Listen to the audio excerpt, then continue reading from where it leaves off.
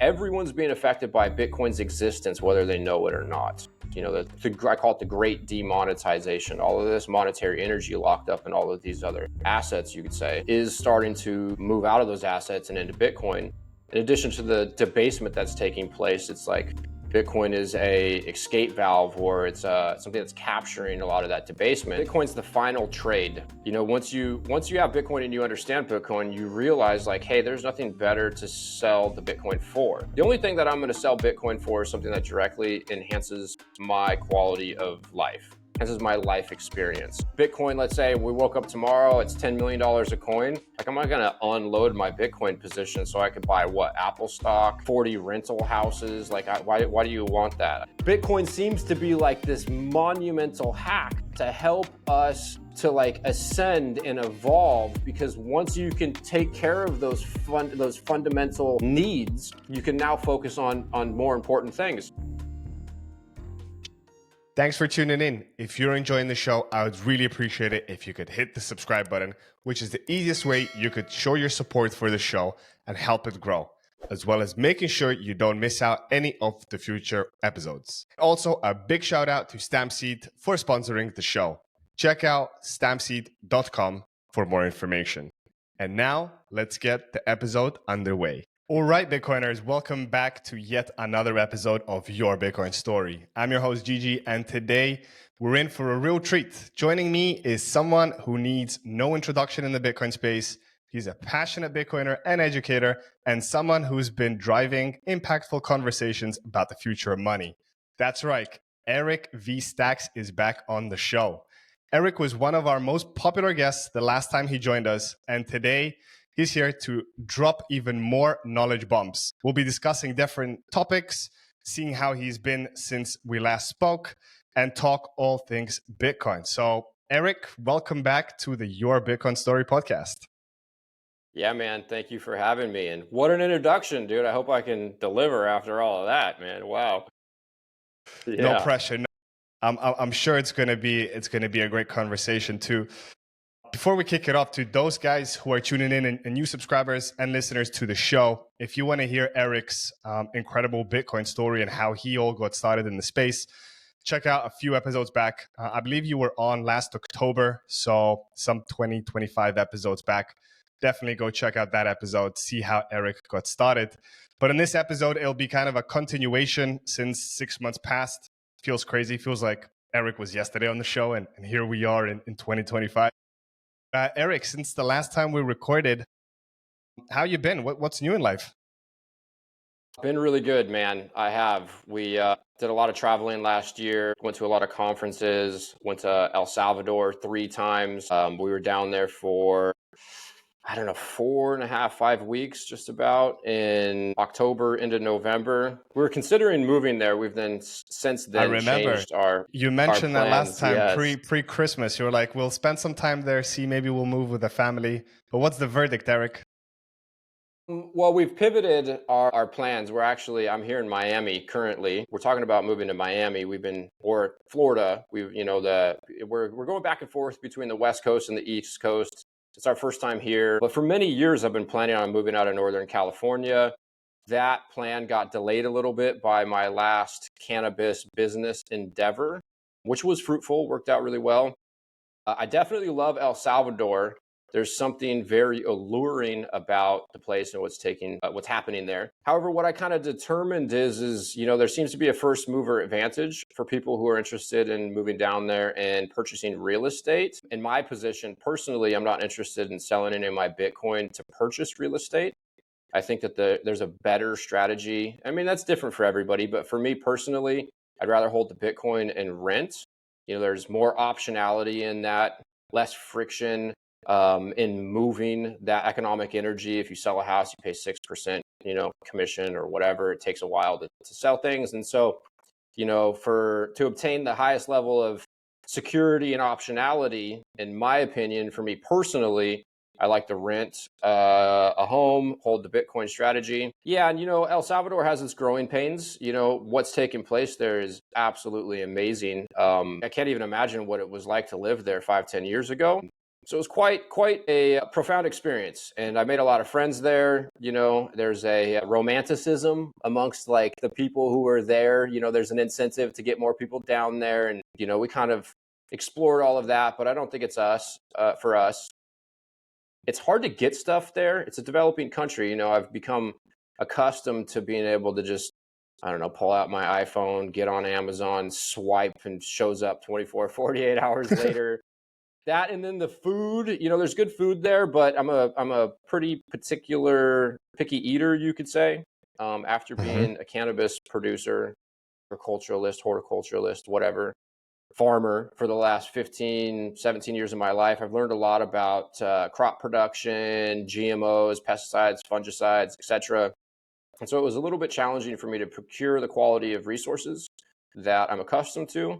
But I will say spending time there really kind of made me appreciate a lot of the perks that I experienced living in the States.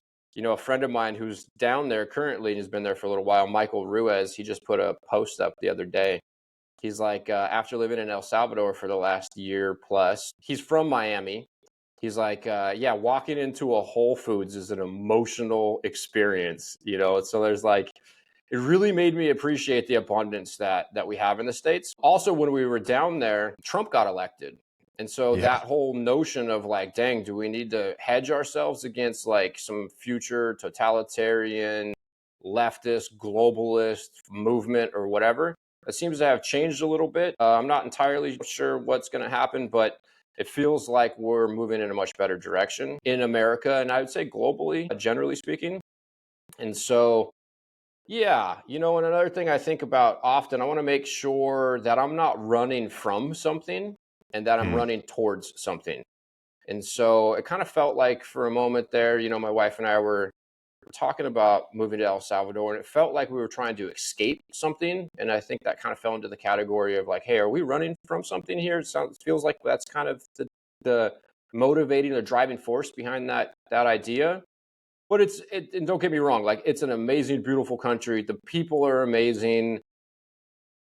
It's just a lot happening, you know, and I think what Bukele's doing is pretty incredible. You know, he's kind of displayed an ability to take a place that was really struggling with corruption politically and on the streets, crimes, violence, and it's just a completely different thing there. So, yeah, it was fun. It's been fun. Been a good year. Amazing. Just to add, like another thing I find so inspiring, you know, with like people that go to El Salvador, you know, the fact that you can, not all places, but a lot of places, especially which parts of El Salvador, like if you go to the more Bitcoin friendly parts, like you can just whoop out your phone and pay things in Lightning. Like it must feel nice, no? Right? Like you're kind of living in the future, yet you're like in this kind of developing country, right? No Whole Foods, but Bitcoin's accepted in merchants. Yeah. In El Zonte, they host a farmer's market. I think it's every other week.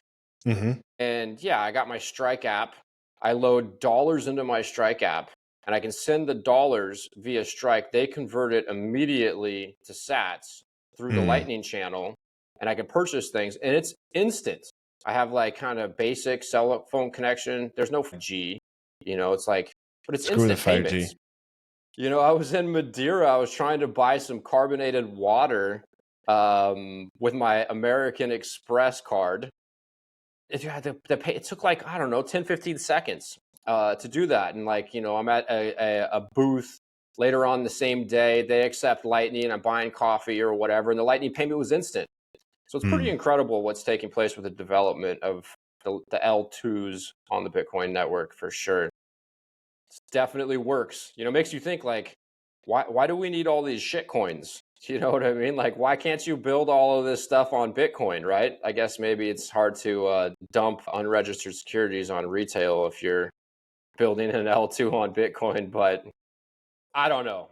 You know, I'm not very well versed in crypto and their whole value proposition, all these crazy coins that they have. Well, I think Bitcoin's simple to understand. That's why I'm a Bitcoiner. True. Very true, Eric. I think, you know, the whole crypto analogy, it's all about like, where can I get more gains? It's kind of this greed game. And then kind of the Bitcoin ecosystem, it's not about greed. Like how much is Bitcoin going to like X my wealth? It's more about like unplugging from the system and truly becoming unruggable. Like you really hold your own hard money. And it's kind of a different ideology, but I think it's kind of like a learning curve. Most people, not everybody, but most people, they get into the space, they kind of hear a Bitcoin, but then they hear all this shit coinery and the meme coins and everything, and it's like, wow, I can get so many gains, and this whole ideology of Bitcoin's $80,000 or $100,000, and then this shit coin is like 0.222 cents, and then it's like, maybe like there's much more gains in that. So I think that's the one. But I think sooner or later, the longer you stay in the space and the more you learn about it, you kind of filter out the noise and end up with Bitcoin. At least that's how I like to think of it. Then again, we're all different, and it's a free market, right? Like if you want a shitcoin all you want. All I know is I'm not holding any shitcoins. Totally. Yeah, I like the saying, and I forget who originally said this, but Bitcoin's the final trade. Once you have Bitcoin and you understand Bitcoin, you realize like, hey, there's nothing better to sell the Bitcoin for. The only thing that I'm going to sell Bitcoin for is something that directly enhances my quality of life. This is my life experience. Bitcoin, let's say we woke up tomorrow, it's $10 million a coin. Like, I'm not going to unload my Bitcoin position so I could buy what? Apple stock, 40 rental houses. Like, why do you want that? And I do think that there's, it's like a residual thought process or strategy around like trying to figure out how to quote unquote come up in the game, right? In what I call the BB era. For all of known history, you didn't have an effective way to preserve your capital or project your economic energy into the future, or prevent yourself from, as you said, being rugged or debased, And so I think that a lot of people are just not privy to what's happening yet. And I think part of that also stems from a bit of like, it seems like for all of known history that everything that was too good to be true or seemingly too good to be true was. And so this idea that Bitcoin is fixed in supply and it's going to change the world in all the ways that us hardened Bitcoiners talk about, I think a lot of people fail to accept that. I think it's hardwired into our genetic code to be suspicious. And you have to do a lot of work. There's a lot of cognitive dissonance and shedding perspectives that are no longer applicable now that we have Bitcoin. And so, yeah, it's an entirely new system. I'm quite fascinated by Jeff Booth's work. It's been very impactful on me and many others. I remember the first time I heard him, I think it was like the Booth series with Robert Breedlove. They did multiple episodes there. And he's like, hey, deflation is the natural state of a free market. I remember I was working with the plants. So I was taking clones or leaf. I don't know what I was doing, but I had my headphones in. I remember pulling my phone out of my pocket and being paused, like, wait a second. What is he saying? Like, it was like I had to wire new neural pathways to understand what he was talking about. And yeah, I mean, I see that everywhere I go in the world now. It's like, I look at all the real estate, I look at all the people. Like I said, I'm currently in Miami. It's just all this money and abundance, and it's kind of fiat in its ways. But like, people are driving around in nice cars. There's all this luxury real estate. And I think that most people are unaware that every single thing on planet Earth, other than Bitcoin, the supply will increase if the demand increases. If the demand increases and there's not enough supply, then the margin will increase. Your profit will increase. As the profit increases, the free market's bidding the price up, then entrepreneurs and capital will satiate that demand with supply, and then it's going to drop the value. So we're increasing the supply of everything that people hold to project their monetary energy or for capital preservation. We're increasing the supply of all those things, including Bitcoin currently, because we're still mining more Bitcoin. But we're increasing the supply of Bitcoin less than we're increasing the supply of everything else. Treasury bills, commodities like gold, silver, whatever, real estate, equities. There's going to be another company that's going to offer some AI service that's going to issue stock that you can buy. I mean, that's dilutive of the current companies that are offering AI services that are issuing stocks. So everything is being diluted. And if you think about like pricing things, like you could price, I don't know, like laptops and bottles of water. Like how many bottles of water does it take to buy a laptop, right? And so if you look at the world through that lens, then you want the thing that's the most scarce, especially if it's only a money like Bitcoin is, has no other utility value outside of being a money. And if we're increasing the supply of Bitcoin less than we're increasing the supply of everything else, or let's use an example like real estate, then Bitcoin's convertibility into real estate will increase over time because we're making less Bitcoin than we're making real estate. So yeah, it's like an optical illusion. People think that they're getting wealthier, but in most cases, they're getting wealthier in dollar terms. So you could ask yourself, is like my house going up in value, or is the dollar that I'm measuring the value of the house going down in value? And so that's what's taking place. And it's it's interesting to see, and I think we're all getting we're being affected by Bitcoin. Everyone's being affected by Bitcoin's existence, whether they know it or not. True. I call it the great demonetization. All of this monetary energy locked up in all of these other assets, you could say, is starting to move out of those assets and into Bitcoin. In addition to the debasement that's taking place, it's like Bitcoin is a escape valve, or it's something that's capturing a lot of that debasement. So yeah, it's quite wild. We're in a time that, like a paradigm. We're in the midst of a paradigm shift, and For watching sure. that and being privy to what's happening. At least that's what I believe. We could all be wrong. You have to maintain that level of humility and be ready to adopt a new belief set if the information changes. But Or currently, if the it looks matrix like, breaks. or if the matrix breaks, right? Yeah. Anyways, that's a mouthful, but yeah, it's exciting stuff. It is. I'm quite, man. I see. No, I see the passion in those words, and just to follow through and add to what you said. Kind of the people thinking they're getting richer because the real estate is going up in value, but at the same time, as you said, in fiat terms, in dollars, but at the same time, that dollar is getting depreciated like crazy. So even though like your house may cost more millions, those millions are worth less and less every year. So it's kind of this illusion that everybody's in.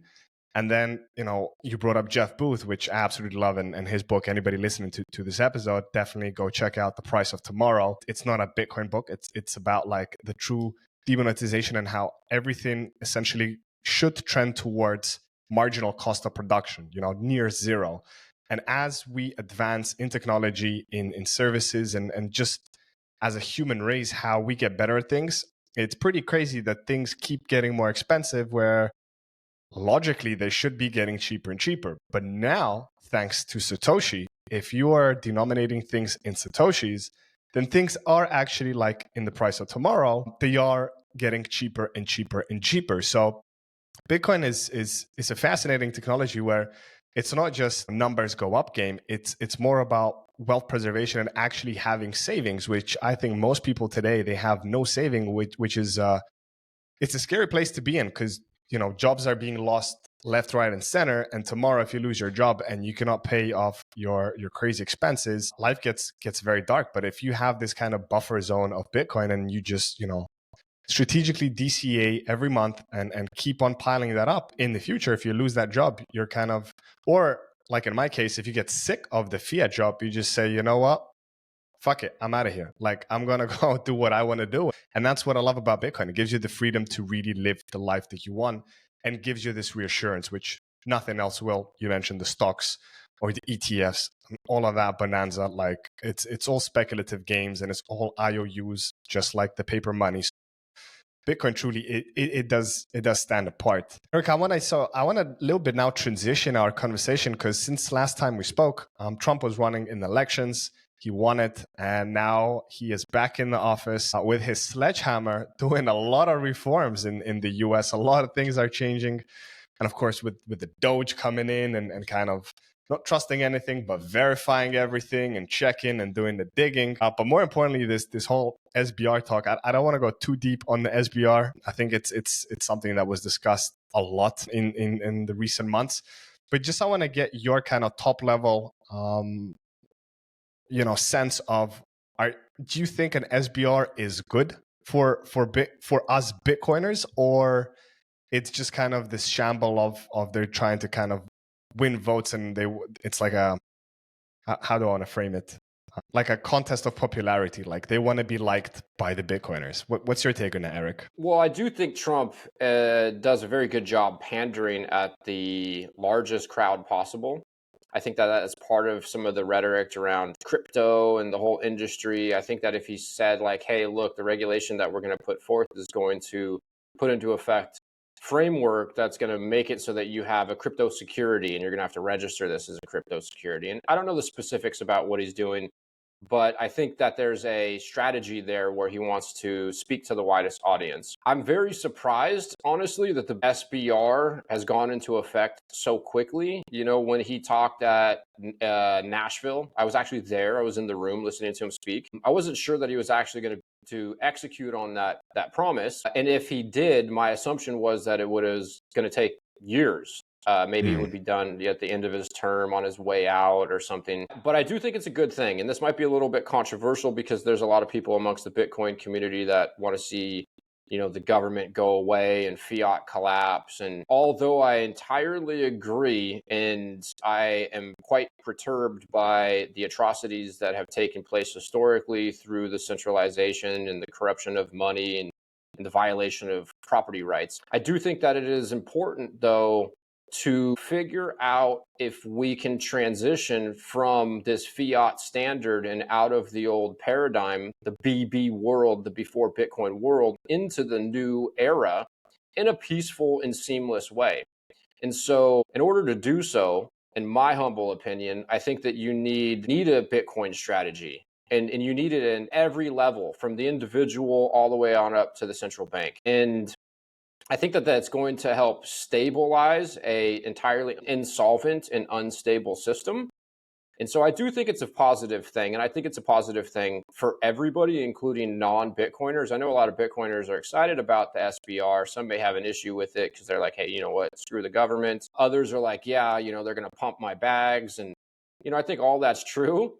But I do think what's going to take place, and it's kind of in line with the theme currently with Trump and Elon.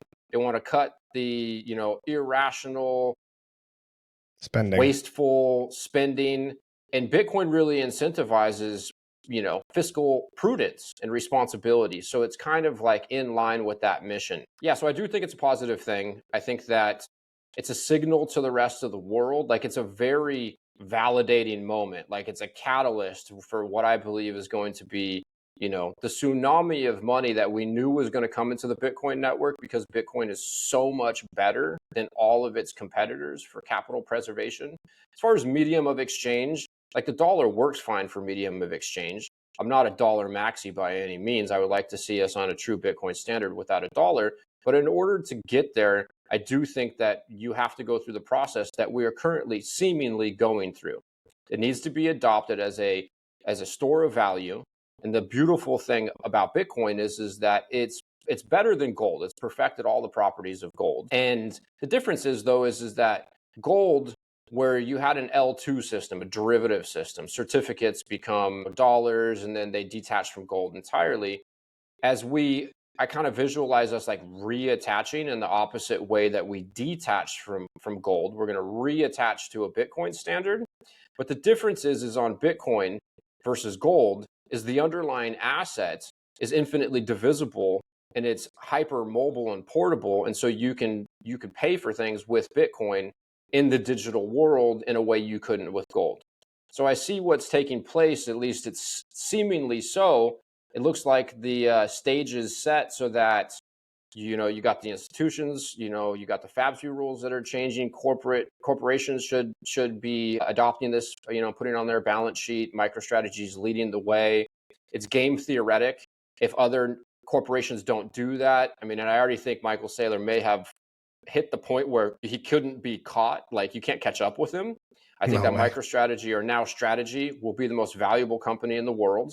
And that existential crisis that Michael Saylor had, every individual and institution on planet Earth has a different version of that same problem, where everything that you can hold to preserve your capital is bleeding energy. And so Bitcoin's better, obviously. And then what is it? SAB 121 has been, I think it's rescinded. Maybe that's not the right word, but they've gotten rid of SAB 121, which essentially said that banks can't hold Bitcoin without having the cash equivalent on reserve. So that's a major deterrent, and entirely prevented banks from wanting to mess around with digital assets, Bitcoin specifically. And that's now changed. So I think what we're going to see, based upon the need within the existing financial system to continue to debase. The monetary units, the dollars, the euros, whatever, they're being lent into existence as debt against assets. And all of the assets that they're lending dollars into existence against, we're creating more of and at a faster and faster rate. Like, this is just my words, like, of what Jeff Booth's work is. He talks about this all the time. I was just literally listening to him on Mark Moss earlier today. And so as we become more technologically advanced, and we clearly are, and the rate in which that is happening is increasing, then we're making more of everything at a faster rate. So that's real deflation. But with the debt-based fiat system, that debase or that deflation that's taking place has to be met with more monetary inflation to keep the system solvent. And so I see that the system needs to continue to debase and at a faster and faster rate, and it needs another asset to debase against. And I think Bitcoin is the perfect asset for them to print into. So I think that what we're going to see is like, you can do it with Ledin and Unchained. Like, there's people or entities that you can borrow against your Bitcoin from, but these entities are pooling capital from investors who are looking for a place to park their dollars, but don't understand Bitcoin well enough to buy the underlying asset. So they're willing to loan at whatever it is, 10%, and then, Unchained or whoever, let's say they charge you 12 or 15%. So I see what we're gonna have is real banks who are able to create the currency. I believe that they're going to start lending dollars into existence as debt against Bitcoin. And what'll happen, in my opinion, from my perspective there, is that Bitcoin starts to hit the balance sheet as one of the assets that collateralizes the debt amongst the mortgage-backed securities and the equities and whatever else is collateralizing the debt. The difference, though, is that the Bitcoin's appreciating in dollar terms faster than all those other assets. And so what'll happen, unless the institutions rebalance, sell down the Bitcoin and buy other assets, then Bitcoin will become a larger percentage of the assets that collateralize the overall global debt. Now, the thing that's so special about that is that the Bitcoin is increasing at a supply at a slower rate than the mortgages and the equities and everything else. So theoretically, what I seem to not be able to see anything other than is that means that the Bitcoin is going to slow the inflation down. So I feel like Bitcoin, being an asset that starts to collateralize the fiat debt in a system that is entirely insolvent, theoretically, there should be less debasement moving forward required to keep the system solvent. I hope that makes sense. It's kind of hard to describe, but I just kind of look at like the whole world. So you have assets that collateralize the debt, nominal value. Then you have the debt in nominal value. Let's use dollar terms, whatever that is. It's like $900 trillion worth of assets. And I don't know what the debt, let's just make up a number. Let's say it's $450 trillion worth of debt.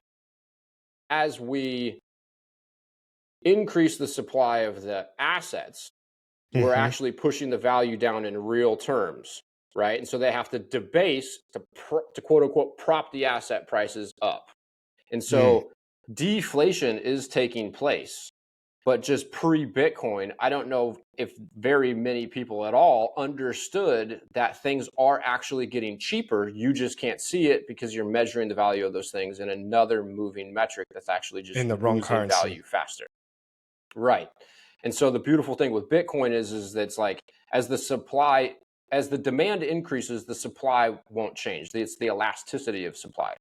I think we might have spoken about this in our last conversation. As a cannabis producer, I watched firsthand, an enormous demand with a margin and not enough supply to satiate that demand was like a beacon of opportunity for entrepreneurs and capital to then come in and produce more cannabis and satiate that demand with supply. As that happens, the value of the product is dropping.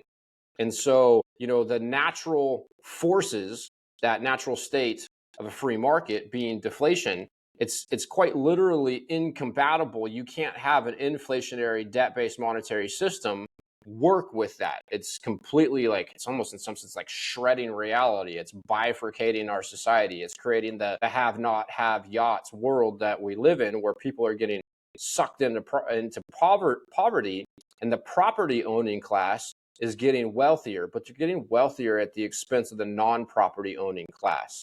So it's zero sum, which is a monumentally big problem. And it causes confusion. You know, it's like, who's this guy recently? He's been going fucking viral. Gary Economics. He's in London. I don't know if you've seen Gary Economics, but he's the English guy that gets no point about Bitcoin. That some trader that went retired. I was watching a clip from him and I was like, oh my gosh, would a Bitcoiner debate this guy? I would love to debate this guy. You know, he's speaking to the problems in the world that are directly a result of property rights violation. When they're printing dollars, you own dollars, they're violating your property, right? They're diluting you. And so the problems that have come about as a result of that, you know, there's a lot of people who are like, look, what we need to do is tax the rich harder. No, that's actually more property rights violation. And so I feel like it's nonsensical, honestly. Yeah, and so, you know, it's this zero sum thing. In Bitcoin, what's so special about Bitcoin is that it's not zero sum. You know, as the United States buys Bitcoin, it's benefiting people selling pupusas in El Salvador that have Bitcoin, right? And so, you know, and it's better than real estate. The United States government buys Bitcoin, Michael Saylor's buying Bitcoin, you and I are buying Bitcoin, everybody's buying Bitcoin, and that helps everybody within the network. And it also helps everybody that's outside of the Bitcoin network who has no Bitcoin exposure, because that capital is now moving into Bitcoin and instead of real estate and equities. And real estate really is the specific one that I think is a real problem, because housing is getting more expensive. You have people who own a bunch of houses and other things that they can leverage. The system has to lend more dollars into existence. So they're lending it to the property owning class. They get to use that equity, which was just there as a result of the debasement of the currency, and then they get to go and buy more assets. It's that cancel-on effect. And so, you know, let's say I decided someday that I wanted real estate in Miami. Well, the existence of Dubai is dilutive of the value of beachfront real estate in Miami. And so, if somebody buys a house in Dubai or a condo in Dubai, they're not helping the real estate value of somebody who owns beachfront property in Miami. So it's dilutive, and it has a zero sum element. And so what's good for the individual in Bitcoin is also good for the collective. And like I said, you know, people are buying Bitcoin instead of buying more real estate, and that's actually making housing more affordable for the people who need it. And so it's quite a special thing. Getting to witness it is powerful. You know, it's just like very often I'm talking with my wife all the time. I'm just like, can you believe like this is all happening? Like it is happening. Right? And it is, you know, like Booth says, as long as Bitcoin stays decentralized and secure, like all of these things are going to take place. And so, for sure, yeah, it's an exciting time to be alive. I couldn't agree more. You know, like the pessimists that say like, oh, like it's a terrible time to be alive and like my grandparents had it easy. No, man, ladies and gents, I'm sorry to pop your bubble, but like it's, in my eyes, the best time to ever be alive through the internet. Like the fact that we are, you know, doing this recording on the opposite side of the globes and we can transact instantly through a lightning or even on chain. I mean, it's just fascinating. Like these technologies, if you told someone like 30 years ago, they would tell you, you know, this is some Star Trek shit. Like there's no way this would be around the corner. But here we are, and imagine the next 10, 20, 30 years, where we're going, what we're building. Wow, it's definitely inspiring in the fact that we're not just witnessing it, but, you know, doing our little deeds of helping push this new paradigm forward. It feels like we're doing the right job. To circle back to the real estate part, essentially, I totally agree with everything you said, Eric. Like it doesn't make sense that housing today, especially for Gen Zs, which make up the biggest population in the world, are Gen Zs, and those guys are way priced out of the market in most places in the world. And it's crazy that housing, which should be like, I don't want to call it like a right to everyone, but like it should be something that should be accessible to everyone, because at the end of the day, you use a house to live in, to have a roof over your head. It's not a money-making, you know, stock, right? Like it's something to actually be utilized. And the fact that we've lost that and it's switched to this whole investment scheme, where, as you said, the guys at the top with the most money, they just get more mortgages and essentially get loans at super low rates to buy more, to kind of play this monopoly game of, oh, I've got so much real estate and I rent it out and be a rent seeker. But at the end of the day, we need people to live in these houses. And I think the fact that before Bitcoin, actually, you had more or less two or three choices, right? It was either park your money in real estate. That's why that's what boomers did. They bought out everything they could and then carried on with that trade. And then the second one was, get some gold, keep it in that. But gold also, as a store of value, yes, it's got its properties, it's got the historical track record, but at the end of the day, nobody holds that gold at home. And if you want to sell that gold, it's a hell of a process. And it's not as easy as me on a Sunday. I want to sell 50,000 sats and I can just instantly go on the market and just liquidate it and get that money instantly into my account and have the liquidity. There's no other asset that could be done with it. And the fact of Bitcoin, what I absolutely love about Bitcoin is the visibility part. Most people, the pre-coiners, as I call them, when I talk to them about Bitcoin and they say, well, Bitcoin's so expensive. And I tell them, guys, like you can buy a fraction of a Bitcoin. It's crazy that we're in 2025, Eric, and everybody's heard of Bitcoin, but not many people know that each Bitcoin gets subdivided into 100 million units known as Satoshis. And that's kind of, to me, that's the biggest part. When I tell people there's 100 million units in one Bitcoin, they're like, oh my God. So like I can literally buy $50. I tell them you can buy like $5 worth of it if you want. You can buy 50 cents if you want.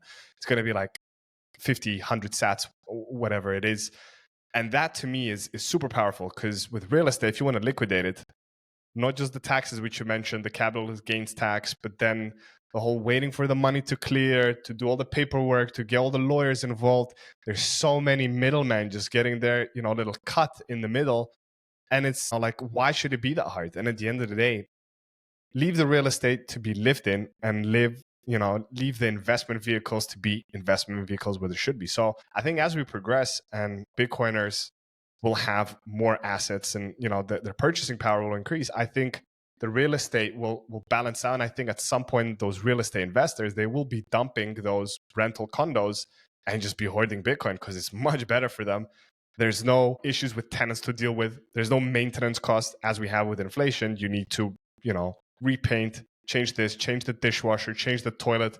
And if you have multiple of those units, those, expenses add on. So I think holding Bitcoin is so much better than any single asset. And the best part about it is that you hold the keys. Hopefully you have it in self-custody, not through some custodian or whoever's keeping your Bitcoin, because in that case, you're not keeping any Bitcoin. You hypothetically have some Bitcoin, but you've got no Bitcoin on your hands. To me, that's the most special thing. And I'm just really bullish how we go forward. I don't like to speculate about price. And to me, it doesn't really matter if Bitcoin's tomorrow going to be 500K or it's going to be $1 million. To me, like tomorrow, it's not going to change anything. I'm not going to go whoop out, as you said, and sell it for what? For stocks, for another apartment.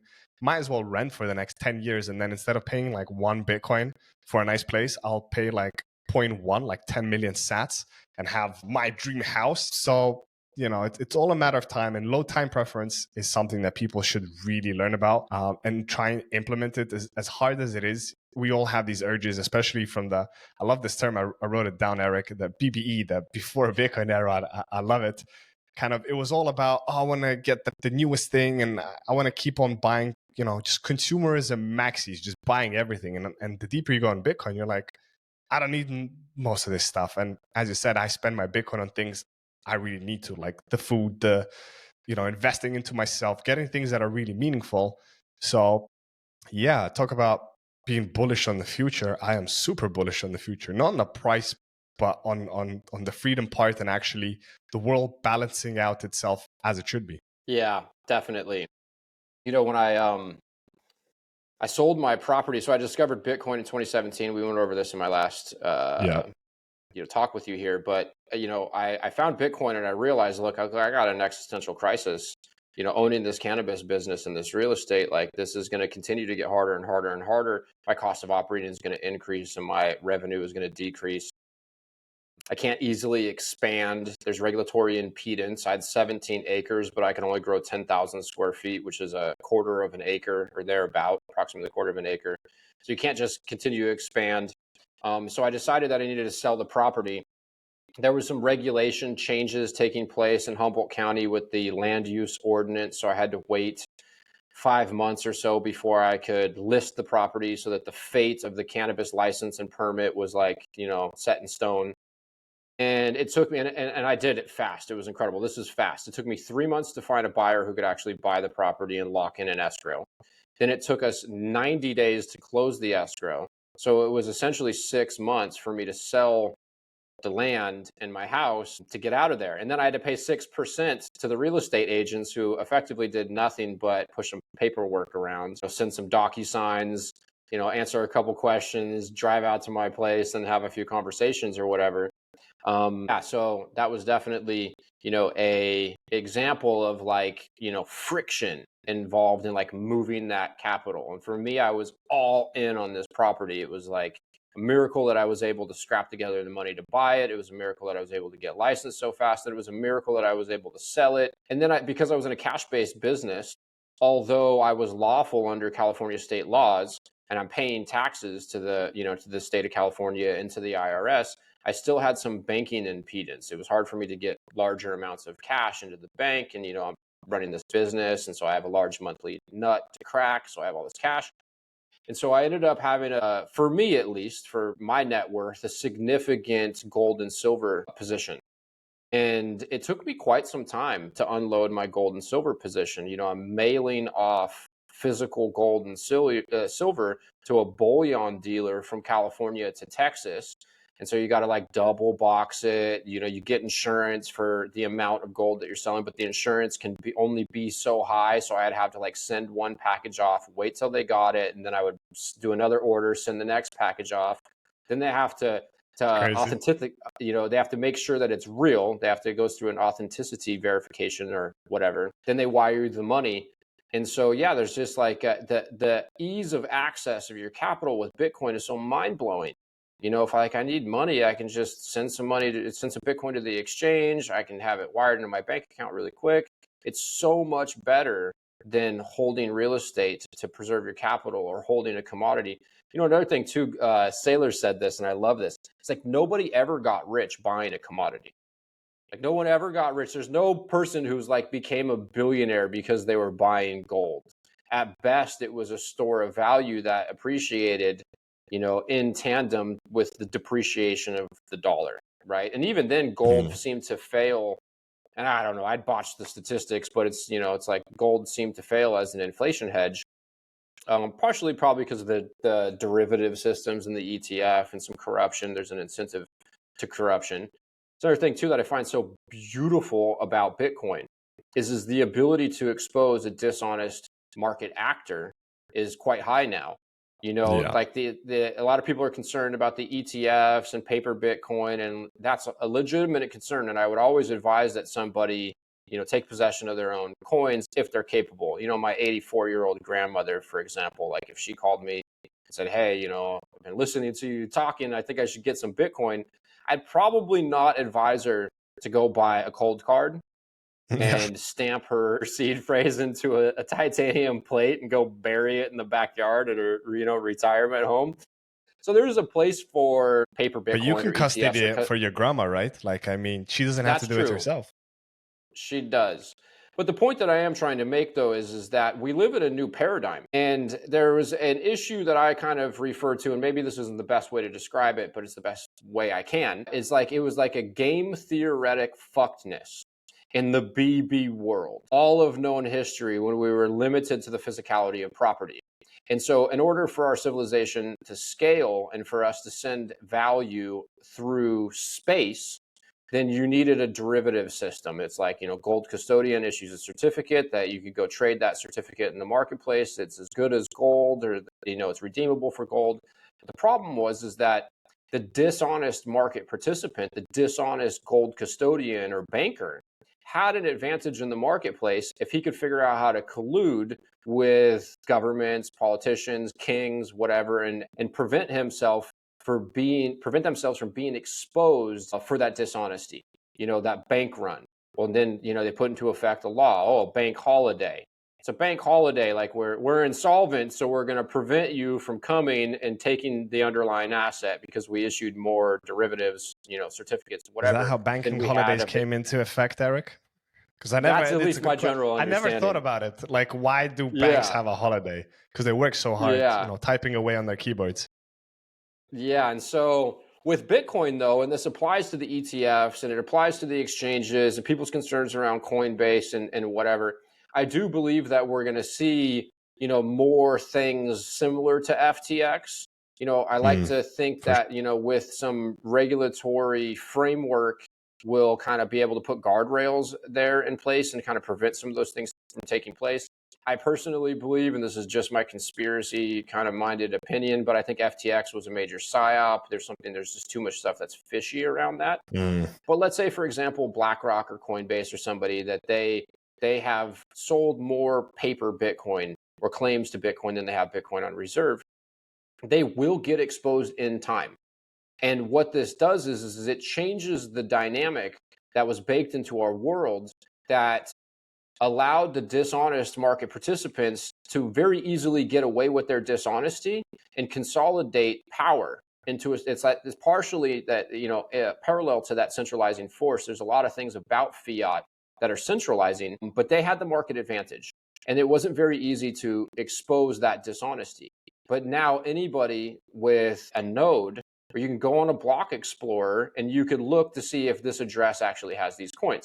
So if, let's say, for example, Fidelity, I think Fidelity is, and I'm not like a TradFi guy. I'm not, a Wall Street guy. So I could be wrong about this. But let's say one of the ETF providers, if they issue proof of reserves, then that kind of puts them in an advantage in the marketplace. You're like, hold on, I could buy these ETFs. I have whatever it is, 10 or 11 of them available to me.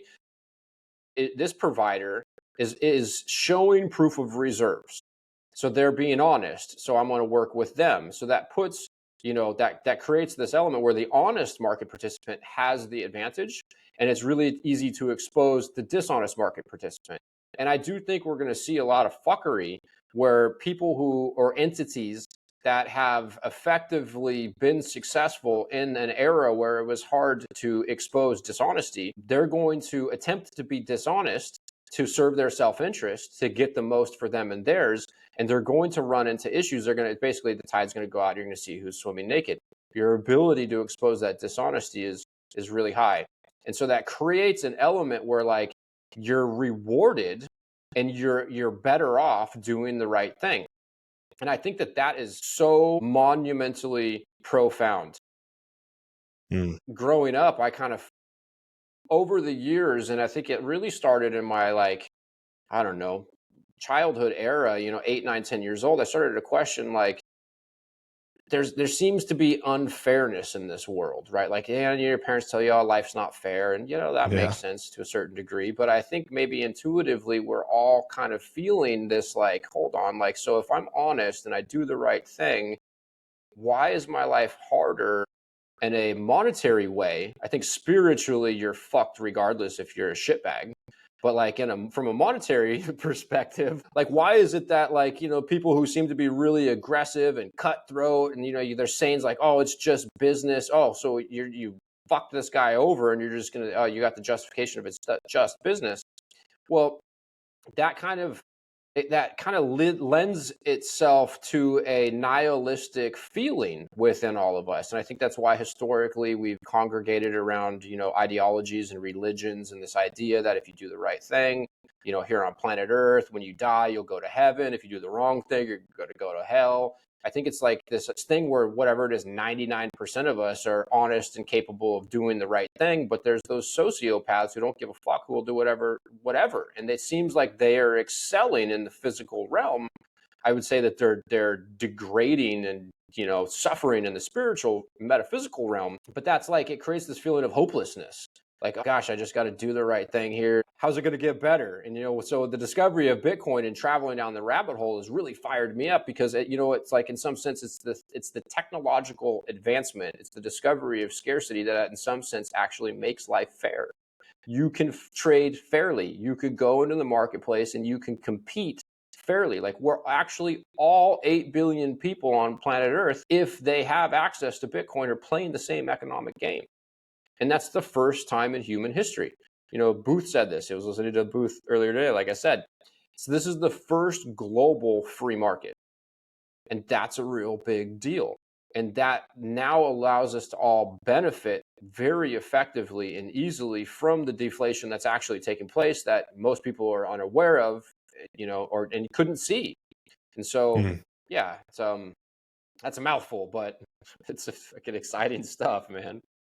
Imagine this: the market's crashing, exchanges are freezing withdrawals, but you are cool as a cucumber because you are unruggable.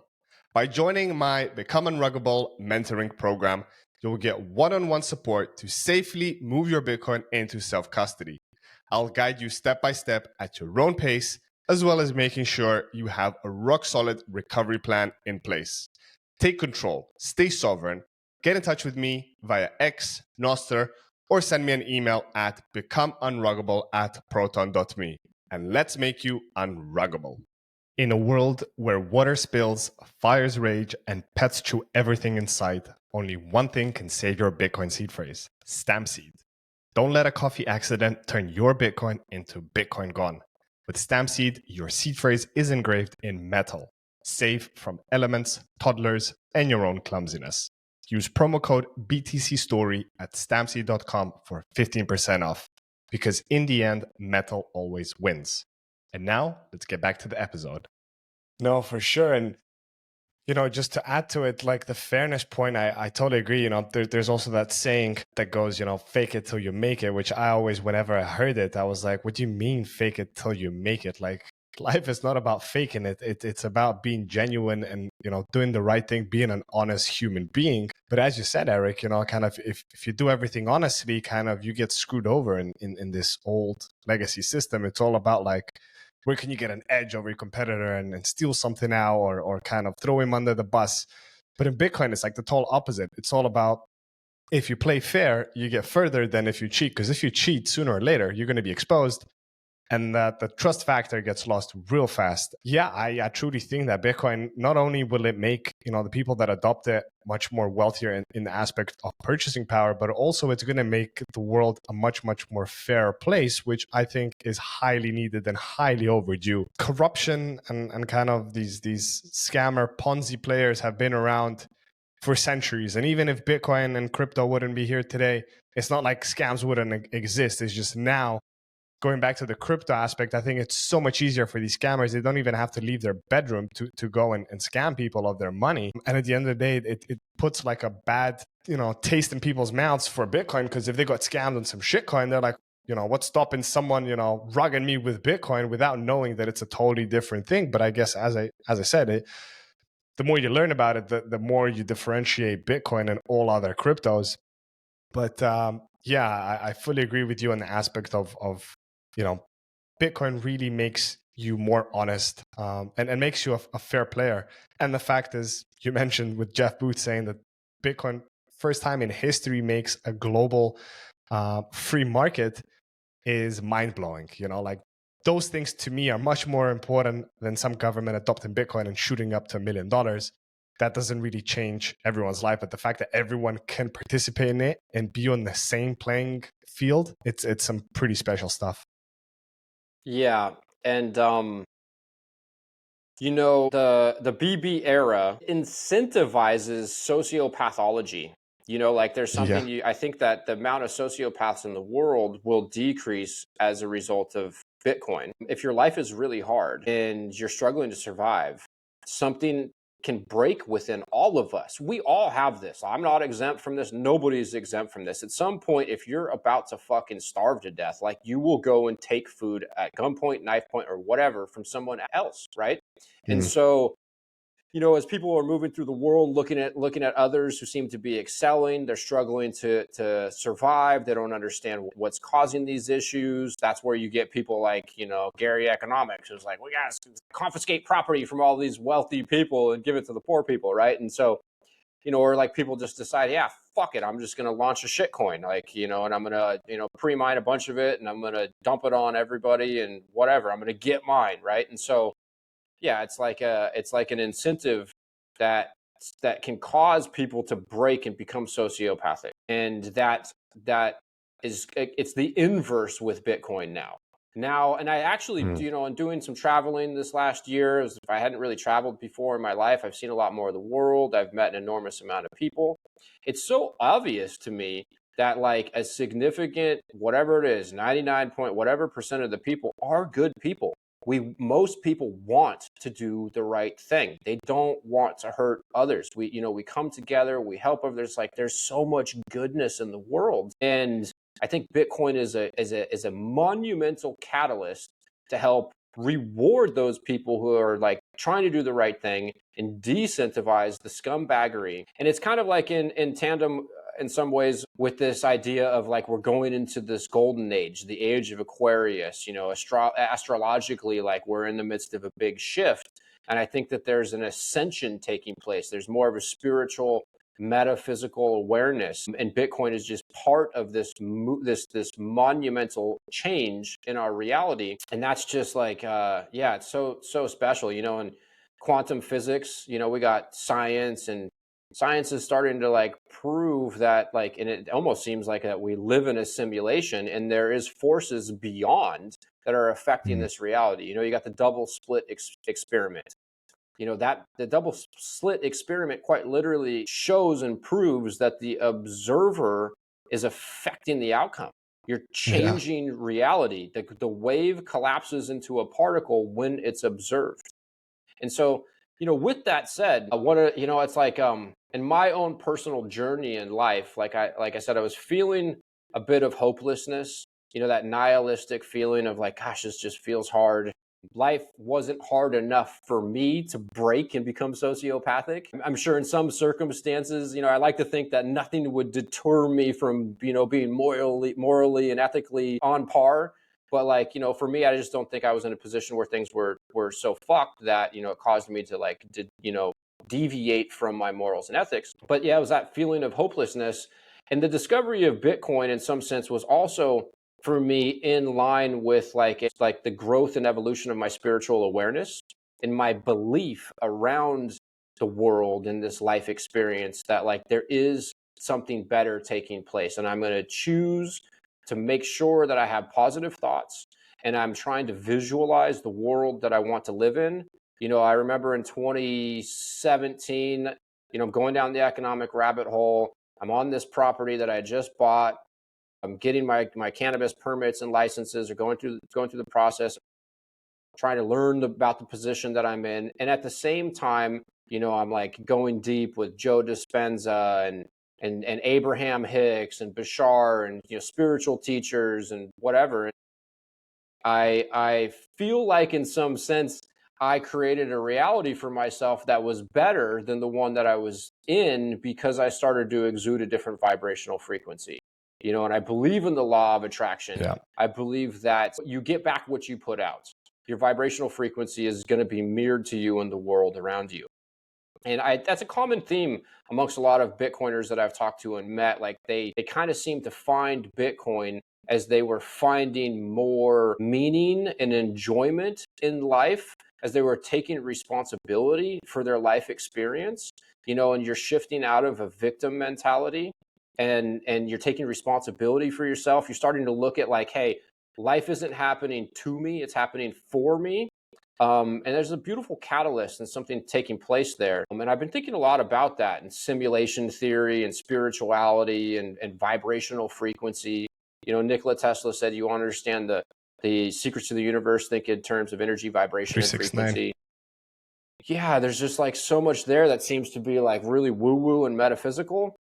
And I also think like in some sense, Bitcoin is the merging of the physical and the metaphysical worlds. Sailors famously said that, like Satoshi discovered matter in cyberspace. He lit a fire in cyberspace. He created he brought life to a dead realm. Well, that cyberspace is like a synthetic ether, but in some sense, now that we have this invisible, finite monetary instrument, I think about it as like metaphysical matter, the merging of the physical world and the metaphysical world. And so in some ways, I kind of feel like the consciousness is evolving in this reality, and people are pulling a different experience out of the quantum field. Yeah, and at the very least, it's fun to think about, and it seems to be like, the best way to understand what is this, what am I experiencing? What is this life? Like we're all searching for meaning. We're all searching for an understanding of like, why are we here? What are we doing? And so it's definitely fun to think about. And it's, that kind of perspective has helped me to maintain, a higher level of enjoyment for this life. Like there was Jordan Peterson said, I think it's a Taoist saying, like, life is suffering. I don't Yeah. necessarily know that is all it has to be, True. I think there's a lot of enjoyment, but you have to have pain to have, pleasure. You have to have bitter to have sweet. You have to have dark to have light. And so you need to embrace life in all of its forms. But at the same time, I think that we can channel and create a better life experience if we take responsibility and kind of look at ourselves as creators, as part of source energy or part of God. Like, I think everything is exhibiting that source energy. And I kind of think about that as, it's like God energy or whatever. And so, we're a part of that. And I think we have more control of life experiences and the reality that we live in than most people are aware. And I think the system, the construct, whatever, there's like evil forces almost pushing people away from that understanding. Absolutely.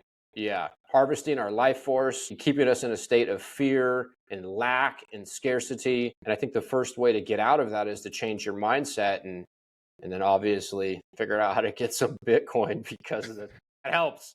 It's easier to be happy when you're not fucked financially, dude. When it's like, hey, I got hurt, I can still pay my bills and still put food on the table. Like it elicits a much calmer state of being, I must say. And so, yeah, man.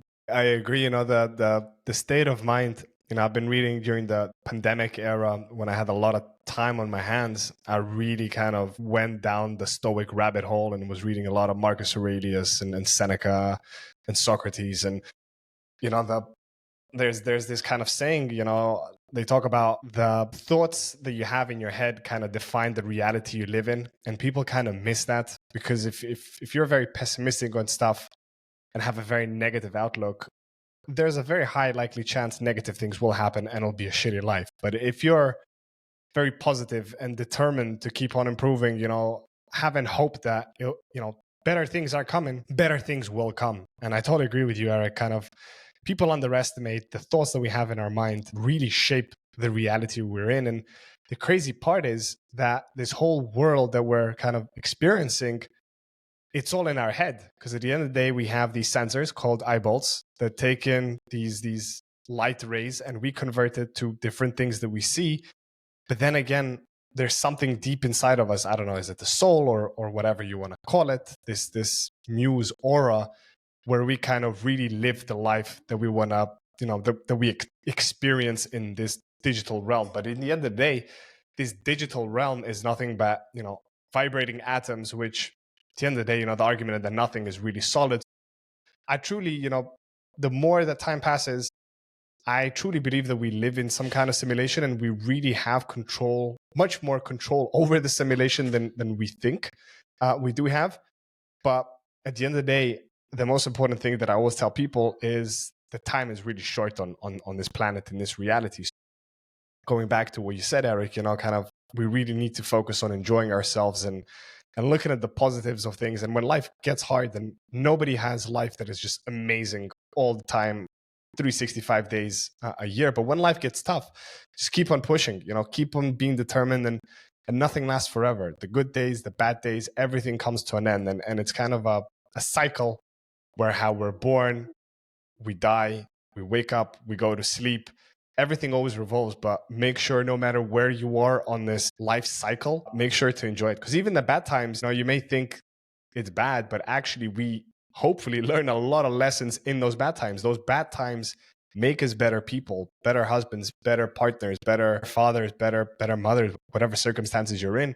That's what actually makes you and improves you. Instead of, if everything would be amazing, then you just get really soft. You're sitting on the beach, smashing down pina coladas, and nothing's really progressing in life. Yeah, man. And so a lot comes to mind, in hearing that. I think about simulation theory, and the first time I heard of simulation theory, I think it was like a panel. I think Neil whatever his name, deGrasse, yes, and maybe and a few other physicists, scientists, whatever, that they're talking, and one of them says, like, look, it's logical to think that, whether it's 5 years or 5 million years from now, that we become capable of making a virtual reality that is indistinguishable from base reality. And if that's the case, then it's actually not it's improbable for us to live in base reality. And when I heard that, I was like, wow, that's interesting. I think Elon Musk has talked about that as well. And, as they continue to dig deeper and deeper and deeper to try to look at the building blocks that make up this reality, what they're starting to see is empty space. It's all just energy. And I think that that's quite fascinating. And I think that we're eternal, limitless spiritual beings who have decided by choice to experience limitation. And I think that the in this reality is within the soul. I don't think that the soul is in the body. And I think that like we are a fractal or an expression of source energy that is experiencing itself. And if you were limitless and all you had was pleasure and limitlessness, you would actually strive for limitation, to evolve the soul, for that soul's evolution. And I saw a clip the other day. It was so good of Bashar speaking about this. I don't know if you're familiar with Bashar. It's this guy, Daryl Ankin, who goes into a meditative state and he channels a consciousness. It's said to be an alien. You might not believe that you might think it's crazy, but what this guy says is always, I resonate very deeply with it. It seems to be very on point. And it was this clip of him talking about, the soul is this source energy. It's a part of everything that ever is or will be or whatever. And it decides to experience itself, and it distills down energy into this crystallized form. And that is the reality that we are creating as creators. So it's like we're creating our own simulation or our own soul's mission to feel out and experience whatever it is that we've chosen to experience. And the idea of like reincarnation, you die, you go to a place, you can come back or whatever. Like there's a lot of parallels in that. And even traditional religious ideology, Christianity, etc. There's a lot of parallels there. And so I think that that's, it's quite fascinating stuff to think about. And if we are creators of our own reality, and I think we're all experiencing our own individual reality, and then we have the reality that we're all consenting to. Like your reality is different than mine. Mine's different than yours. You can never experience mine and vice versa, but we can agree upon the fact that, we're here and it's this time of day and you got a microphone. It's that consensual reality. We're both consenting to these things. Like your microphone is yellow, but I can't see what you're seeing in the same way in our own individual realities, right? And taking that level of responsibility and ownership over your life and your life's experience, I think that that's quite empowering. And then another thing that Bashar speaks to that I find very fascinating and inspirational as well is this idea that, in order to live out the most joyful and purposeful life, he says quite literally, I think it's pretty close to this, like act on your highest passion. What are you the most passionate about that brings you the most joy? You take action on that. But you do so with zero insistence on a particular outcome. And you trust that whatever comes is for your highest. So if you go through life with that perspective and thought process, in some sense, you create a dynamic where nothing bad can happen to you. Because even something that you think is seemingly bad, it's only bad because you're prescribing or giving that circumstance. Yeah, well, you're giving it that meaning. So you have complete control over the meaning that you give to the experiences in life. So then it also creates this dynamic where you can't fucking lose. Because, hey, I did this thing, something happened to me that could be perceived as bad, but it didn't happen to me. It actually happened for me. So now I'm going to go ahead and I'm going to stack on top of that. And I'm going to then go and I'm going to figure out what I'm the most passionate about and feeling the most, excited about doing. And I'm going to do that. And then whatever comes, I'm going to take it. I'm going to embrace it. I'm going to take responsibility for it. And I'm going to use it as a series of steps to help navigate through life. There's something else I was going to add in there that I slipped my mind, but maybe it'll come back.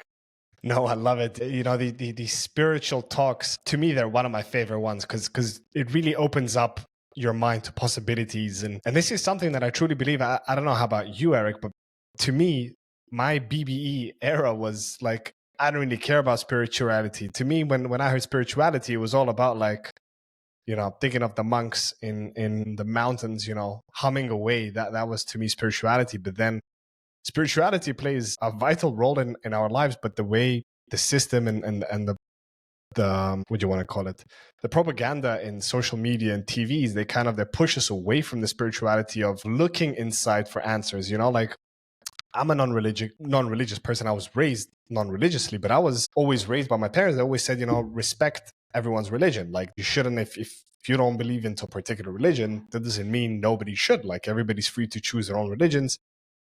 And, you know, I was exploring with a curious mind, like, you know, the different religions, but out of the religious aspect, even though Buddhism, and it's not really Buddhism, it's a term that was made up by the Western world, it's actually Buddhist teachings. To me, that resonated the most because it was on the contrary where religion tells you to like look out and go to someone for answers. In Buddhist teachings, you know, Buddha wrote that if you want to know the answers to your own reality in the universe, you got to look within yourself. And I feel like with Bitcoin, the more you look within yourself and you start answering, you know, asking yourself questions, answering them, and going deeper into the meaning of what does it mean to be in this reality, and what should I do? As you said, if you find something, your muse, something that you really love, it doesn't feel like work. Like to me personally, like shooting this episode with you, it's like my day-to-day job, but it doesn't feel like a job. Like I love, like I flourish of what I'm doing. And yeah, maybe I'm not making as much money as I did in my previous chapter of life where I was a 9-to-5 fiat miner, but I love, like, to me, life is so much more enjoyable. And like at the end of the day, every day I'm getting older and older, and, you know, I'd rather minimize my spending, increase my saving. My saving is my Bitcoin vehicle, which in the long term, those savings will, you know, outshine any income that I'd be making now, living a miserable life. At the end of the day, it's all about enjoying yourself and doing the right thing. And I think if more people, you know, really dedicated themselves to what they love, in the end, they would have a much better outcome. Maybe not financially, but money doesn't make you happy. Most people, they want to make X amount, they want to be a millionaire, billionaire, but they don't realize that the more money you have, the more problems you have. Because when you have all that money, it's not easy. You're like constantly thinking shit, like everything's getting devalued. Where do I put it? And you're dealing with money managers and this and that. And that's just eating away at your time. And at the end of the day, I would much rather live a simple pleb life, shoot my episodes, help people go into self-custody, get set up with inheritance plans, and enjoy my time with my wife and my two beautiful daughters, you know, and screw the chasing the millions. At the end of the day, I'm already a millionaire, a Satoshi millionaire. That's the only millionaire I care about. Yeah, right. You know, at the end of the day, it's all about enjoying yourself, which I think is the most important thing. That's what we're in this earth to do. First of all, enjoy ourselves. And second one, you know, give back something to people to make their lives better as well. Because, you know, being selfish at the end of the day doesn't help your neighbor, but helping him out helps you also in many ways. Yeah, definitely. Something that stuck out I want to add to what you were saying is that, you know, most of the people that are wealthy in the world, they don't have a lot of money. They have a lot of stuff.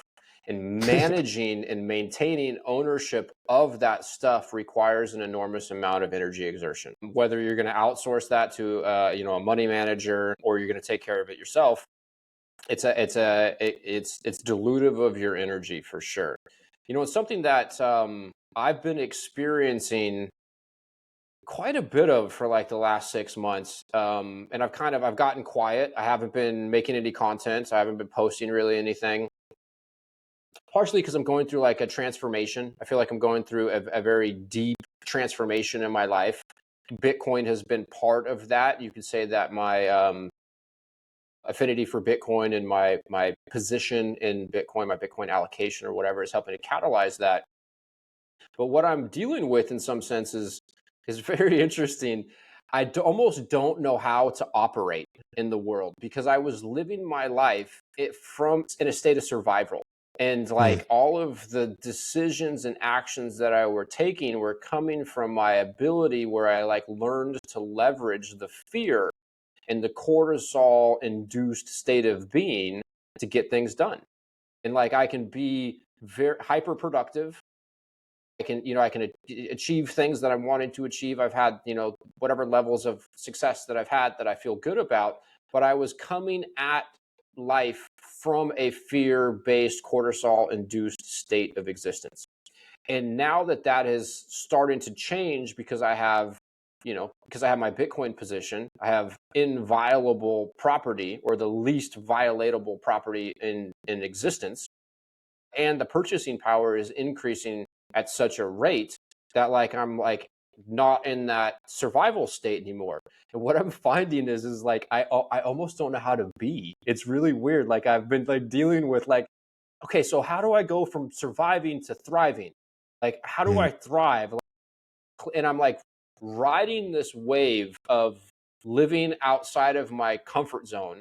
And I'm like evolving as a person. I'm shedding these limited beliefs. Like, I'm running into like feelings of fear and inadequacy, and like, hey, did I sound stupid, or I said the wrong thing on this podcast. Like, people are gonna think I'm an idiot, blah, blah, blah. And it's all just a reflection of what I believe about myself and what vibrational state I'm exuding based upon my thoughts, my beliefs, and whatever. So I've been going through this tremendous period of growth and evolution. And it's just like I said, it's like, I almost don't like, it's like, how do I, like, what do I do? I don't like, I'm not in this state of being scared and stressed out.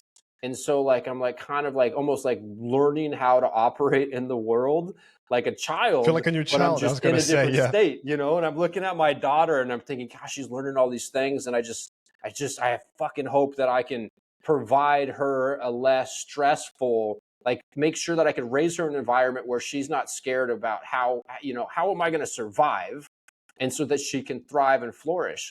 And I see that taking place amongst people within Bitcoin. And I think that the existence of Bitcoin and the implications societally, philosophically, spiritually, it has a ripple effect, and it's like quite literally changing the fabric of our reality. I know that that's quite hyperbolic to say, but it's like what I believe, and it's at least what I perceive to be taking place in my own personal reality. Yeah. And it's quite profound. I just, I'm here in Miami, and there's a Bitcoiner, Monica Bravo. She's an artist and Bitcoiner and astrologist. Super cool.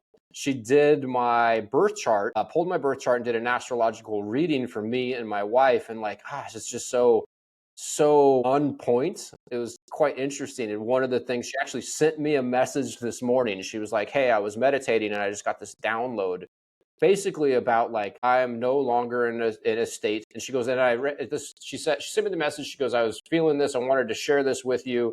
I think it applies to you and your wife and to a lot of other people currently. And she's like, it's a mantra. I want you to say it. Like, I'm no longer in a state of surviving. I'm now thriving. And it just, that hit hard because I've been literally thinking about that.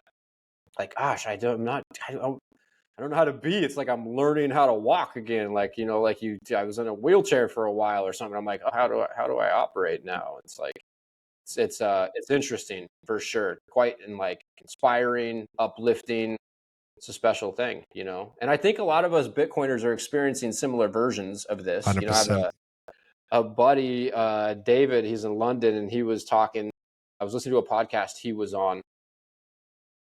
It's like that desire to bring people in, hey, come experience. I just want you to experience what I'm experiencing here. Like, let me tell you about Bitcoin. Like, would you please fucking read a book?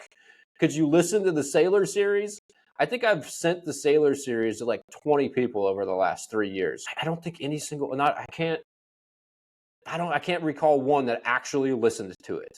It's like, fuck, dude. Like, but then at the same time, I kind of like, I'm moving out of that frustration, and I'm just like kind of interested in residing in a state of bliss where I'm like, hey, you know what? I think that everything is getting better, and it's available to those who want to be a part of it. And it's not to those who aren't ready for that. And like, I have to accept that. That's okay. That's their experience. This is mine. So yeah. And just to add to that, the control factor, going back to Stoicism, kind of in Stoicism, it really teaches you your surroundings and what happens around you. Like this example that you said, sending the Sailor series to 20 plus people. and nobody really listening to it. And, prior you'd be like frustrated, like, why didn't you listen to it? Like, I've been telling you all this time, pushing you, where it's like, just let it be. Like, I'm focusing on myself. It's about, the only thing you can control is your own mind and your own thoughts. And if you put those into balance, then you're living the golden life. Yeah, the only thing you can control in this world is how you respond to it. You Yeah. have total control over your response and the meaning that you give to an experience. 100%. Yeah. So I want to touch upon David, your friend in London. Is this the David which you have launched your co-host of your podcast?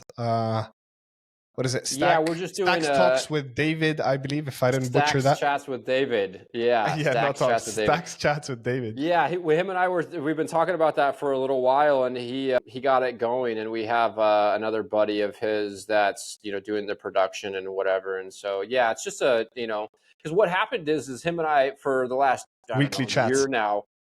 Dude, we've been having epic conversations, and it's like, we should record this, and I never got to it. And finally he hits me up. He goes, hey, let's do one. And so, yeah, so I do, I have conversations with him. The goal was to do it weekly, but it's, it's a little hard to lock it down. I do think that I'm going to start my own podcast. I kind of at times I'm like, there's enough podcasts, but I think that actually we benefit from having more. Yeah, I think the discussions need to be public. Like, I have so many riveting, inspiring, and energetically uplifting conversations. Yeah. I want to share that, right? And so it's the best way to do it. And the barrier to entry is there's nothing. I already have a camera and a phone and whatever.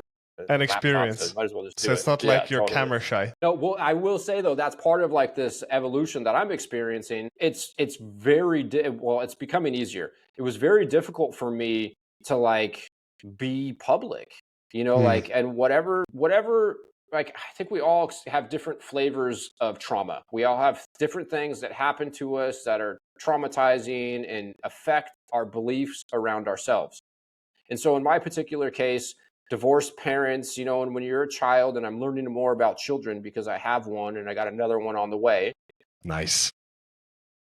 Children, they internalize everything that happens in the world around them as their fault, something that they're responsible for. And my parents divorced when I was 5 years old, and I don't consciously remember this, but my assumptions are at this point that I internalized that as being something that like I was responsible for. And I remember being a child, brutal custody battle between my mother and father that went on for years, all the way till I was basically 18 years old, honestly. And there was like layers of both feelings of abandonment that I experienced, I think. And then also like I wanted my parents to be together. And, at one point I must have been 10, 12 years old. I had a court appointed mediator, kind of like my own attorney. And then my mom had an attorney, my dad had an attorney. And it was like this monumental pressure that was imposed upon me and my little brother to decide who we wanted to live with. So who do you want to live with most of the time? Then you could visit the other parent on the weekends. And like all I wanted was my parents to be together. And then at one point I decided, because I had lived with my mom from like 5 to 13 years old, that I wanted to live with my father. And dude, my mom fucking would she couldn't handle that, right? And then she like became, she like emotionally punished me for making that decision. Like it was this huge form of betrayal. All the meanwhile, she was getting further and further zombied out as a result of pharmaceutical use. My stepfather was a psychiatrist and he had drug reps that would come and visit him. And he worked in the prison system and was prescribing psychiatrics to inmates at the prison system. He went to school. He didn't drink alcohol. He didn't do illicit drugs or illegal drugs. And so he was doing what he believed to be the right thing. And my mother had these pharmaceuticals, and some of them, and now that I know more about the world or whatever, were pretty gnarly. And so it was like another layer of abandonment. And then until when I was 20 years old, she ended up committing suicide because the pharmaceuticals weren't solving the underlying issues that she was dealing with. And so it was like, I think I was associating and learned to put on this persona that I considered to be like, I don't know, that people liked about me. Like that, I was, I don't know, like when I was a kid, apparently like, I was likable. And so I kind of internalized that likable state, and I started to like fracture in a sense and started to like try to put on a persona and be what I thought if I was, then I would get the love and acceptance that I like wanted from, you know, the world around me and specifically my parents. And so I kind of experienced like a multiple layers of abandonment. And then I think it was that internalizing the feud between my parents is something that was my fault that I then ultimately couldn't fix. And it like affected me and how I had relationships later in my life. It affected my ability to make decisions. And so with all that said, though, I have adopted a perspective and a mindset around that.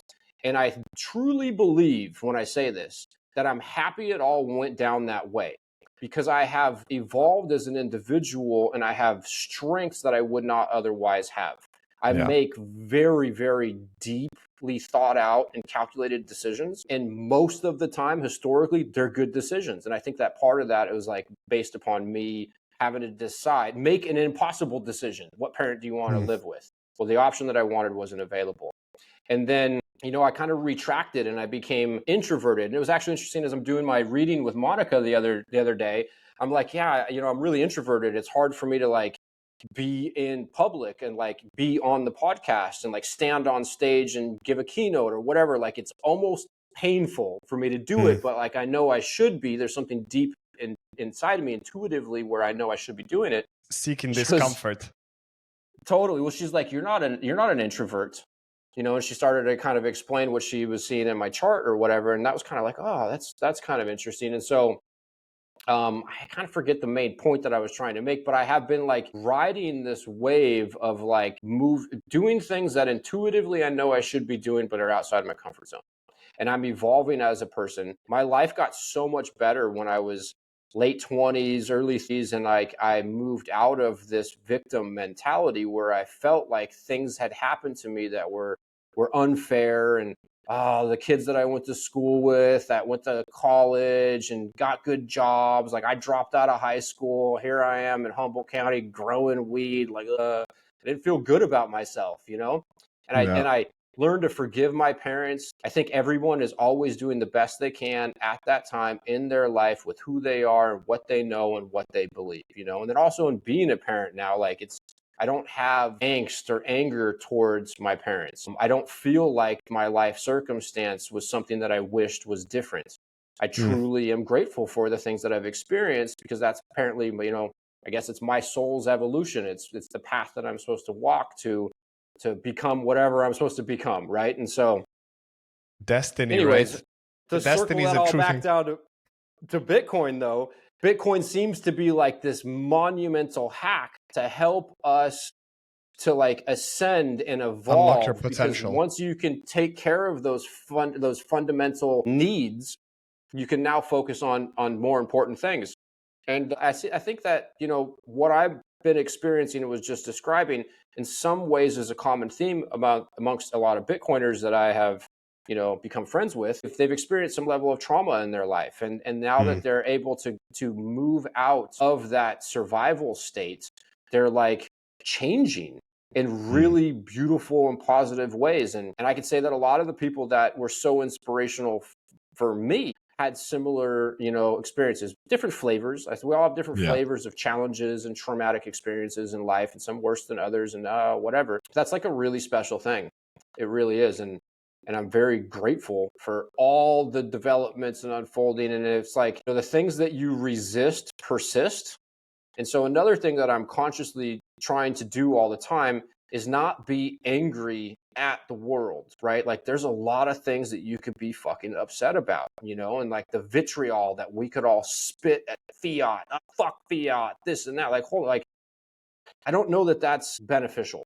I think that that's deterring, or it's like, it's limiting your ability to like transcend that, right? And so in order to like move out of it, you have to accept it. You have to be grateful for it. Hey, you know what? Like if we were all born, as everybody who's alive now that has an affinity for Bitcoin was born into a Bitcoin era, well, we wouldn't have the perspective and the understanding of how fucked it was before Bitcoin and how much better it is. So it's the duality of life. You have to have both, right? And And so, and I think that our life experience and our understanding and belief set around whatever that means to all of us is much more malleable than your average individual is aware of. And unfortunately, they're kind of under a spell and subject to the mass psyop that's taking place. But I see that evolving, and it feels like it's evolving at a faster and faster and faster rate.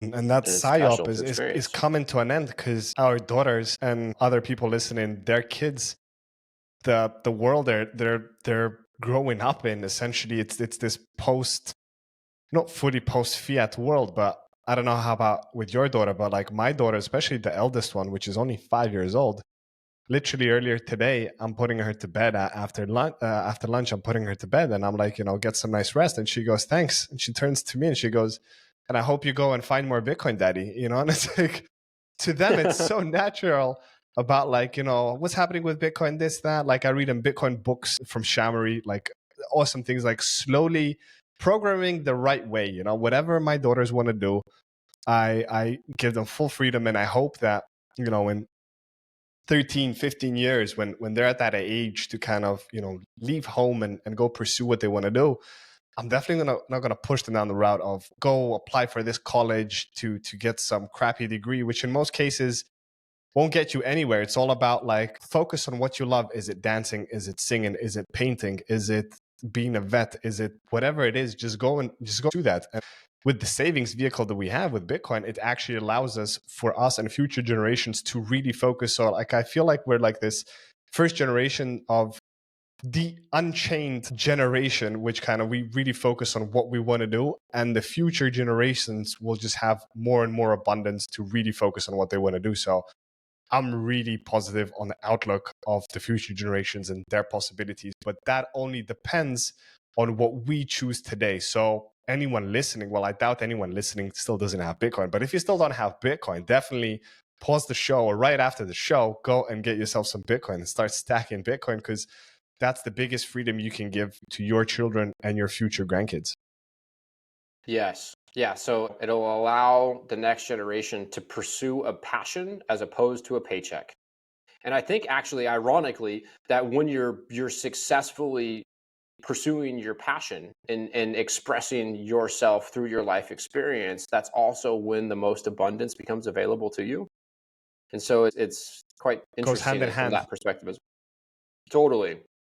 Amazing. Yeah. Eric, we could be going on for much longer, but I like to keep these episodes up to like an hour and a half, and I think we're more or less coming up to that time limit. That being said, this is definitely not the last time we'll be having you on. Maybe we can do a future discussion, maybe particularly on spirituality, because I feel like that's like a really topic that's close to both of our hearts, and I think we could ramble and go much deeper in that for over an hour on that subject alone. So maybe we can book something in the coming months. But my last question is more than a question, just curiosity on the topic of travel. Will I be seeing you in BTC Prague later this summer, or you're still not sure if you're going to be going? No, I'm actually positive that I'm not going to be going to Prague this year. My wife is pregnant. You mentioned, yeah. So and she's due in summer season. No, it'll be November. So we could go, but like I kind of quite literally am planning to move in the next 12 to 18 months. A lot currently of logistics now to for the take care last of. few totally. And so I'm just kind of preparing for that. I'm like, I'm perpetually preparing. Someone wise once told me the famous saying that, what is it? It's when preparation meets opportunity, that's when the magic happens. And foolish people call that luck. And so I think that, I love that. One of the first time I heard that, I was like, wow, that is fantastic. You can never be over prepared. 100%. Totally. Yeah. So I'm not going to go to Prague. I don't think I'm going to Vegas either. I was kind of excited about going to Vegas because it's not too far from me. We've been talking about moving for many, many years, and it looks like it's clearly going to be Florida. Now we need to decide what part of Florida we're going to move to.